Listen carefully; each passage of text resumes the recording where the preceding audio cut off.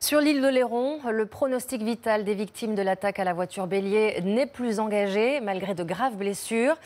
Le mobil-home du suspect a été perquisitionné. Les enquêteurs y ont notamment saisi des éléments à caractère religieux. Et selon nos informations, des traces de cannabis ont également été retrouvées dans ces analyses toxicologiques. Sur place, les habitants restent sidérés. Chloé Barbeau et Simon Humblot. Ce matin, l'enquête se poursuit près de la caravane du suspect, où il vivait en marge de la société. Toute sa téléphonie est en train d'être épluchée. L'objectif est de déterminer si l'homme de 35 ans a agi pour un motif religieux.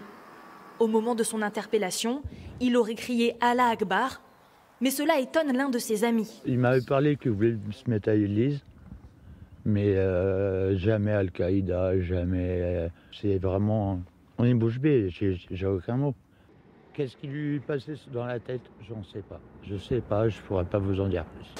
En garde à vue, il aurait pourtant déclaré s'être radicalisé ces dernières semaines, seul, sur Internet. Il était connu des services de police, mais seulement pour des faits de droit commun. Les analyses montrent que le suspect aurait consommé du cannabis récemment.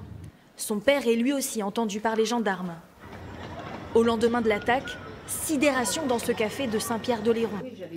Sonia et Florence cherchent des nouvelles des victimes dans le journal. Le conducteur a ramassé 5 personnes hier matin dans l'île de Léron, 2 sont dans un état grave. Les gens, ils n'ont rien demandé, quoi. Tu sors le matin et puis le soir, tu es à l'hôpital et tu n'as rien compris, quoi. C'est malheureux, quoi. C'est malheureux d'avoir mis en l'air toutes ces vies, parce que les gens sont traumatisés, quoi. Les habitants sont choqués, car cette attaque est d'une violence inédite sur l'île. Enfin, on est à Oléron, quoi. On n'a jamais vu ce genre de choses, quoi. On pense qu'on est à l'abri, mais en fait, non. On est à l'abri nulle part. Les jours des victimes ne sont plus comptés. 3 restent en observation, mais 2 ont déjà pu sortir de l'hôpital.